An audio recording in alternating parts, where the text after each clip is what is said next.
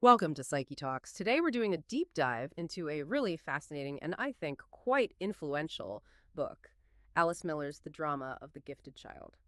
Our goal here, as always, is to take these sometimes complex psychological ideas and we'll unpack them, make them understandable, relatable, make the hidden a bit more visible. And with Miller, we're looking at how our very earliest experiences, even childhoods that look good from the outside, can shape us in really unexpected ways, often leading to this kind of hidden suffering, maybe a feeling of emptiness, and this unconscious search for who we really are. So let's jump right in. Miller starts with something that really makes you pause. She basically says our culture kind of encourages us to dismiss our own suffering, especially from childhood. Like we're told to be strong, maybe even see it as a virtue, not to be too sensitive about our past. Have you ever felt that?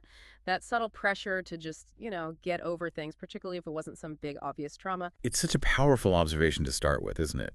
And her central point is, well, it's quite counterintuitive. She noticed that many people who seem really successful on the surface, admired, talented, the one she calls gifted children, they often struggle inwardly with deep depression or this nagging sense of emptiness, feeling alienated from themselves.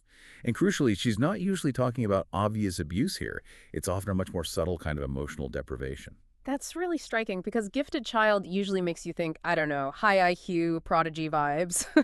But what does Miller mean by gifted in this context? What's this gift she's actually describing? Right, and that's key. For Miller, gifted isn't primarily about intellect. It's about an extraordinary sensitivity, an intuitive knack, often unconscious, for picking up on and responding to the unspoken needs of their parents, their caregivers. These kids become like emotional antenna. They might end up being, confidants, comforters, little advisors to their mother, for example, or taking on way too much responsibility for siblings. And this ability, this sensitivity, while it helps them survive, helps them get the love they need, ensures their security, it paradoxically becomes the root of their later problems. The gift is also the burden. Okay, so it's less about being smart and more about being hyper-attuned emotionally, almost like a radar for parental needs. But how does that attunement, which sounds kind of positive, actually lead to disturbance down the line? What's the core need that's getting missed? Yeah, that's the million-dollar question, really. What does a child fundamentally need? And Miller says it's incredibly simple but profound. They need to be seen, regarded, respected for who they actually are at any given moment. Their real feelings, their sensations, their spontaneous expressions, seen for themselves. The problem comes when parents, often because of their own unmet childhood, needs what Miller calls narcissistic deprivation. When these parents unconsciously look to the child to fill their emotional gaps for narcissistic supplies, as she puts it. So the child isn't really seen for themselves. They become, well, an object at the mother's disposal. They're subtly shaped, molded to show respect, mirror the parent's desires, fulfill expectations. And doing that, performing that role, is what gets them the care and love they need to survive. It secures their existential security. Wow. So the love isn't for the real child, but for the role they play, for what they provide to the parent. It's like they become an extension of the parent almost. The source mentioned that really powerful example about Henry Moore, the sculptor, how he remembered massaging his mother's back as a boy. For her rheumatism. Yeah. And Miller connects that to his sculptures, these huge reclining women, but with tiny, tiny heads. Right. As if the mother's back, the part he served, was enormous in his perception. But her head, her personhood perhaps, was distant, small. It just shows how deep these unconscious patterns can go, shaping us without us even remembering why. Exactly. That's the adaptation. To keep that vital parental love, the child learns very early to push down their own authentic feelings. Things like jealousy, anger, loneliness, feeling powerless, anxiety, all the messy, inconvenient stuff. They basically cut off parts of themselves to survive emotionally. And this leads to developing what Miller terms an as-if personality, or a false self. They only show what's expected, what works, what gets approval. But the tragedy is the true self gets locked away. It's like solitary confinement, as she puts it. And that's where the emptiness comes from later, that feeling of futility, of not being real, of being homeless inside. They're cut off from their own core. That phrase, solitary confinement, it sounds incredibly lonely. And if your true self is locked away, hidden even from yourself. Well, the implication is huge, isn't it? How can you genuinely love yourself if you're not even in touch with who you truly are? Exactly. And then how can you truly love others, not just need them to fill that void? It's quite heartbreaking when you think about it. Now, Miller describes two ways this can manifest, which seem like total opposites, but she argues they're deeply linked: grandiosity and depression. As we talk about these, maybe you, listening, can think if one resonates more, either in yourself or people you know. Right, they look so different on the surface, but she sees them as two sides of the same coin, this narcissistic disturbance. So first, grandiosity, what does that look like? It's the person who constantly needs admiration. They have to be admired. Often they're brilliant at things, they excel, they have to be the best, or, interestingly, they might just avoid anything they can't be the best at. Because their self-worth is totally tied up in external things, achievements, looks, talent. It's incredibly So fragile. like a house of cards. Very much so. Any perceived failure, even a small one, can make the whole thing collapse into depression. Miller had this great patient dream example, a balloon flying really high, looking impressive, but then it gets a tiny hole and just collapses. It shows that lack of real, solid inner strength. So this constant hunger for admiration is basically a substitute for the real respect and understanding they never got as a child. That balloon image is powerful. It sounds exhausting, constantly needing that external validation, that fuel. It absolutely is. A That's right. relentless performance. Now, the other side is depression. Often this feels like a constant heavy sense of dejection. Maybe it doesn't seem linked to grandiosity at all. But Miller argues that the depressive person often has these hidden, split-off fantasies of grandiosity. You see it sometimes in what she called moral masochism. That's that. It's like they hold themselves to these impossibly high standards. I should be perfect. I should never fail. But they're often quite accepting of flaws in other people. There's this feeling that they can't just be ordinary. They have to be exceptional, even if they feel like they're failing at it. Okay, so it's a paradox. The grandiose person feels compelled to be the star, fulfilling those parental expectations perfectly, while the depressive feels like the failure who can't meet them. But both come from the same place, this fragile self-worth, not trusting their own feelings, denying the emotions they were taught were unacceptable. Exactly the same core problem. Remember, denying your own emotional reality starts way back in infancy. It's a survival strategy. You have to do it to keep the caregiver's love, which feels like life or death. And interestingly, Miller points out that therapists themselves often have similar backgrounds. Really? Why is that? Well, that very sensitivity and empathy that draws them to profession might have made them more likely as children to be unconsciously used by parents with their own narcissistic needs. It doesn't mean they're flawed therapists, it's quite the opposite sometimes. It gives them insight, but it means they often have their own work to do too. It makes the therapy relationship very complex, potentially very powerful. Okay, so these patterns run deep. How on earth do you start to break free? How do you reconnect with that true self that got locked away? What does Miller suggest is the way out?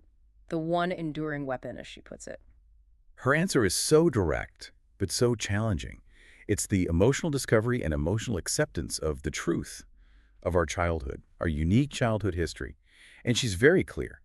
Finding that truth usually brings pain first, significant pain, before it leads to freedom. She even shared her own journey, how she didn't really find her truth through traditional analysis, which she felt sometimes reinforced her defenses.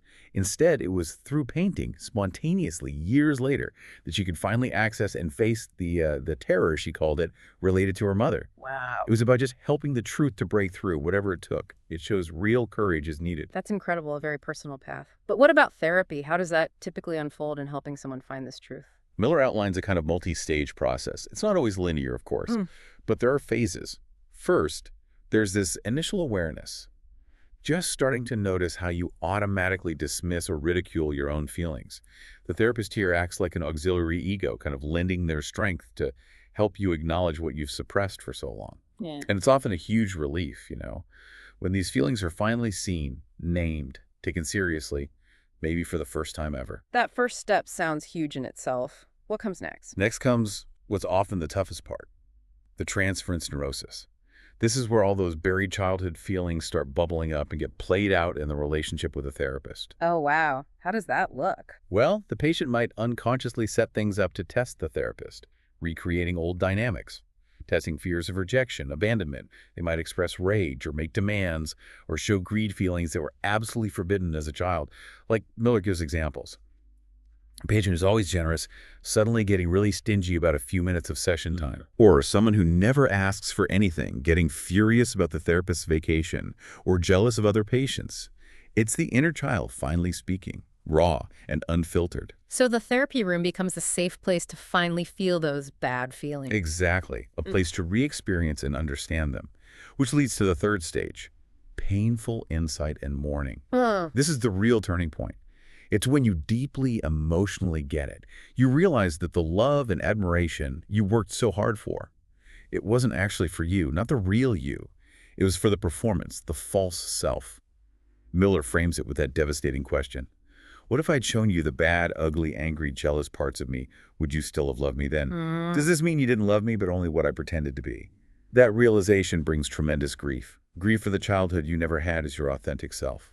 And mourning for the parent you needed but who wasn't there in that way. Mourning in absence. That sounds incredibly painful, but also maybe necessary.